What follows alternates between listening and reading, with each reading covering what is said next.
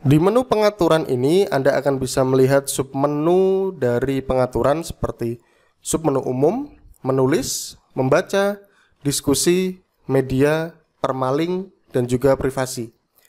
Di bagian pengaturan umum Anda bisa melihat ada form untuk judul situs, slogan, alamat WordPress, alamat situs, alamat email administrasi, keanggotaan, peran pengguna baru standar, bahasa situs, zona waktu, format tanggal, format waktu, dan minggu dimulai pada hari apa. Di sini Anda bisa melakukan pengaturannya ya, seperti alamat WordPress-nya, alamat email, kemudian juga keanggotaan.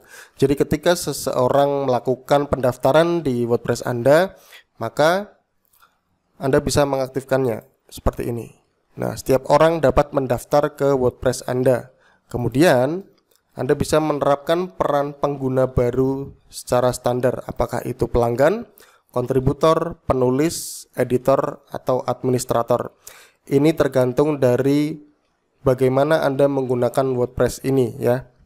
Misalkan Anda menggunakan WordPress untuk toko online, maka Anda bisa menggunakan peran standarnya pelanggan. Atau mungkin Anda menggunakan WordPress untuk portal berita, Anda bisa menggunakannya dengan peranan kontributor ataupun juga penulis, atau juga bisa dengan editor.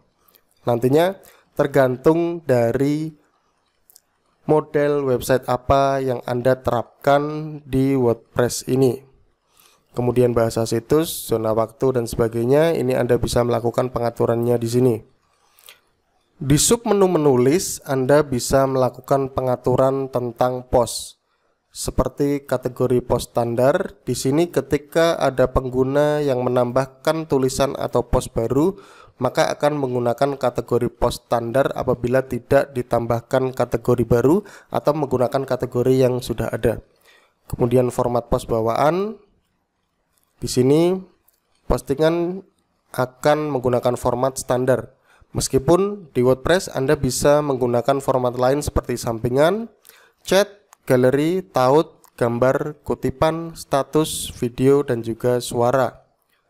Lalu memposkan via email. Untuk memposkan ke WordPress via email, Anda harus menyiapkan akun email rahasia dengan akses POP3. Seluruh email yang terkirim ke alamat tersebut akan diposkan. Jadi, jagalah kerahasiaan alamat tersebut. Berikut 3 string acak yang bisa Anda pakai. Jadi, Anda bisa melakukan penambahan tulisan baru ke WordPress Anda menggunakan email. Selanjutnya di submenu membaca, Anda bisa melakukan pengaturan beranda apakah menggunakan post-post terbaru atau menggunakan halaman statis yang sudah Anda buat pada menu laman. Lalu halaman blog menampilkan paling banyak. Di sini secara default ada 10 post. Anda bisa melakukan penambahan atau pengurangan jumlahnya dengan memperhatikan estetika pada halaman blog Anda. Kemudian umpan sindikasi menampilkan yang paling baru, ada 10 objek. Umpan sindikasi ini untuk pelanggan Anda yang ingin mendapatkan update terbaru tentang tulisan-tulisan Anda. Selanjutnya untuk setiap post dalam feed sertakan teks penuh atau ringkasan. Nah, jika Anda menggunakan teks penuh, maka bisa dipastikan pelanggan Anda tidak akan membaca ke website Anda langsung karena mereka bisa membacanya langsung dari umpan yang Anda sediakan. Kemudian apabila ringkasan, maka akan hanya terlihat beberapa kata ataupun kalimat pada feed yang mereka baca. Kemudian ketampakan di mesin pencari, jika Anda tidak ingin melakukan pengindekan ataupun website Anda tidak perlu masuk ke mesin pencari seperti Google, Yahoo, Bing, dan sebagainya, Anda bisa melakukan checking di sini. Jadi Anda tidak akan menemukan status indeks website Anda di mesin pencari. Anda bisa melakukan pengaturannya di sini. Selanjutnya di bagian diskusi ini memuat pengaturan yang ada pada bagian komentar. Nah, di sini Anda bisa melakukan pengaturan tentang misalkan seperti pengaturan artikel dasar, pengaturan komentar lainnya, Kirimkan email pada saya setiap kali seseorang mengirimkan komentar atau sebuah komentar ditahan untuk moderasi.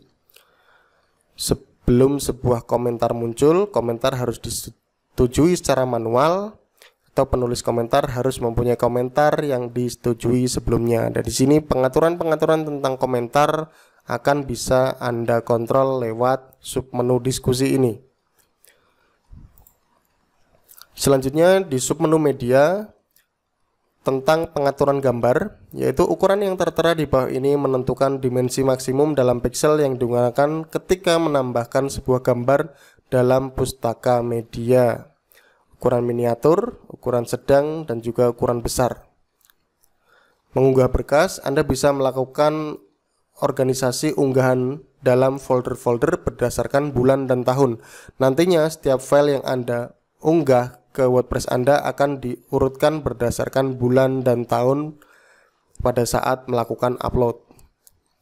Selanjutnya adalah permaling. Permaling ini adalah susunan URL yang akan dihasilkan berdasarkan tulisan dan juga laman yang ditambahkan di WordPress ini. Anda bisa melakukan pengaturan seperti tanggal dan nama yang nantinya akan muncul seperti ini, atau bulan dan nama, atau numerik berdasarkan ID postnya, kemudian juga langsung ke nama tulisan atau judul tulisan, atau juga Anda bisa menggunakan struktur custom yang bisa menggunakan tag yang disediakan oleh WordPress ini. Kemudian di menu opsional, jika menginginkannya, Anda boleh memasukkan struktur custom untuk URL kategori dan tag di sini. Jika tidak diisi, struktur bawaan akan digunakan. Nah, itulah tadi tentang submenu permaling. Selanjutnya, kita akan masuk ke submenu privasi. Laman kebijakan privasi. Sebagai pemilik situs web, Anda mungkin harus mengikuti hukum privasi nasional atau internasional. Nah, di sini Anda bisa melakukan pengaturan tentang kebijakan privasi. Anda bisa menggunakan bawaan dari WordPress atau menambahkan halaman privasi menggunakan versi Anda sendiri.